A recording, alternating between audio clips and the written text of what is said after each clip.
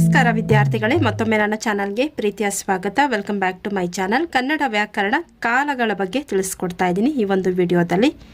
ಕಾಲ ಅಂದರೆ ಏನು ಮೊದಲಿಗೆ ನೋಡೋಣ. ಕ್ರಿಯೆ ನಡೆಯುತ್ತಿರುವ, ನಡೆದ ಮತ್ತು ನಡೆಯುವುದನ್ನು ಸೂಚಿಸುವುದೇ ಕಾಲ. ಕಾಲ ಅಂದರೆ ಏನು? ಒಂದು ಕ್ರಿಯೆ ಅಂದರೆ ಕೆಲಸ, ನಡೆಯುತ್ತಿರುವ, ಈಗ ನಡೆಯುತ್ತಿರುವ, ಅಥವಾ ನಡೆದು ಹೋಗಿರುವಂತಹ ಮತ್ತು ಮುಂದೆ ನಡೆಯುವುದನ್ನು ಸೂಚಿಸುವುದೇ ಕಾಲ. ಈ ಕಾಲದಲ್ಲಿ ನಾವು 3 ವಿಧಗಳನ್ನು ಕಾಣ್ತೀವಿ. ಒಂದನೇದು ವರ್ತಮಾನ ಕಾಲ, ಎರಡನೇದು ಭೂತಕಾಲ, ಮೂರನೇದು ಭವಿಷ್ಯತ್ ಕಾಲ. ಕಾಲಗಳಲ್ಲಿ ಎಷ್ಟು ವಿಧ? 3 ವಿಧ. ವರ್ತಮಾನ ಕಾಲ, ಭೂತಕಾಲ, ಭವಿಷ್ಯತ್ ಕಾಲ. ಇಲ್ಲಿ ಉದಾಹರಣೆಗಳನ್ನು ಗಮನಿಸ್ತಾ ಅರ್ಥವನ್ನು ಕೂಡ ತಿಳಿದುಕೊಳ್ಳೋಣ. ಮೊದಲಿಗೆ ಯಾವುದು? ವರ್ತಮಾನ ಕಾಲ. ಉದಾಹರಣೆ ನೋಡಿ. ರಂಗ ಅಂಗಡಿಯಲ್ಲಿ ಕೆಲಸ ಮಾಡುತ್ತಾನೆ. ಉತ್ತ ಎನ್ನುವಂತಹ ಪ್ರತ್ಯಯವನ್ನು ನಾವು ನೋಡ್ತೀವಿ ಎಲ್ಲಿ? ಈ ವರ್ತಮಾನ ಕಾಲದಲ್ಲಿ. ಕಮಲೆ ಶಾಲೆಗೆ ಹೋಗುತ್ತಾಳೆ. ನೋಡಿ, ಇಲ್ಲಿಯೂ ಕೂಡ ಉತ್ತ, ಹೋಗುತ್ತಾಳೆ ಎನ್ನುವಂತಹ ಪ್ರತ್ಯಯ ನೋಡ್ತೀವಿ. ಅದೇ ರೀತಿ ಅವರು ಹೊಲದಲ್ಲಿ ದುಡಿಯುತ್ತಾರೆ. ಇಲ್ಲಿ ಕೂಡ ಉತ್ತ ಎನ್ನುವಂತಹ ಪ್ರತ್ಯಯವನ್ನು ನೋಡ್ತೀವಿ. ಈ ಪ್ರತ್ಯಯ ನಮಗೆ ಎಲ್ಲಿ ಬರುತ್ತೋ ಆ ವಾಕ್ಯವನ್ನು ನಾವು ಏನಂತ ಗುರುತು ಮಾಡಬೇಕು? ವರ್ತಮಾನ ಕಾಲ ಎಂಬುದಾಗಿ ಗುರುತು ಮಾಡಬೇಕು. ನೋಡಿ, ರಂಗ ಅಂಗಡಿಯಲ್ಲಿ ಕೆಲಸ ಮಾಡುತ್ತಾನೆ, ಉತ್ತ. ಕಮಲೆ ಶಾಲೆಗೆ ಹೋಗುತ್ತಾಳೆ, ಉತ್ತ. ಅವರು ಹೊಲದಲ್ಲಿ ದುಡಿಯುತ್ತಾರೆ, ಉತ್ತ ಪ್ರತ್ಯಯವನ್ನು ಪ್ರತಿ ವಾಕ್ಯದಲ್ಲೂ ಕೂಡ ಗಮನಿಸ್ತಾ ಇದ್ವಿ, ನೋಡ್ತಾ ಇದ್ವಿ. ಆದ್ದರಿಂದ ಇದೊಂದು ವರ್ತಮಾನ ಕಾಲ ಆಗುತ್ತೆ. ನಂತರ ಎರಡನೇ ನೋಡಿ, ಭೂತಕಾಲ. ವಾಕ್ಯಗಳನ್ನು, ಉದಾಹರಣಾ ವಾಕ್ಯಗಳನ್ನು ಗಮನಿಸಿ. ಸೂರಜ್ ಹೊಲ ಕೆಲಸ ಮಾಡಿದ ದ ಪ್ರತ್ಯಯ ಇದೆ.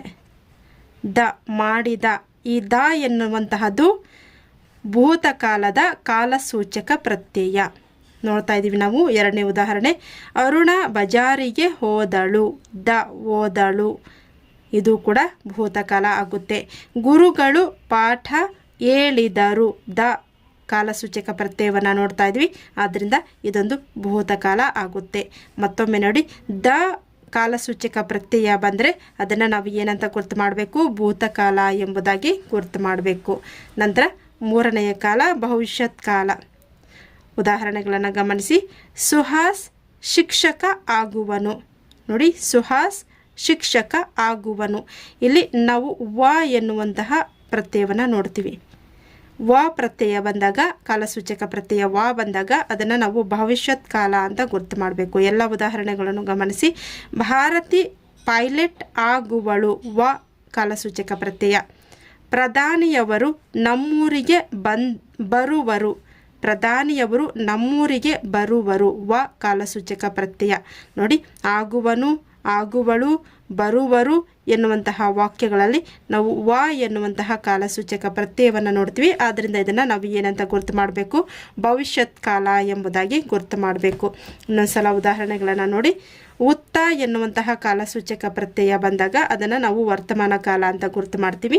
ಉದಾಹರಣೆಗಳು. ರಂಗ ಅಂಗಡಿಯಲ್ಲಿ ಕೆಲಸ ಮಾಡುತ್ತಾನೆ, ಉತ್ತ.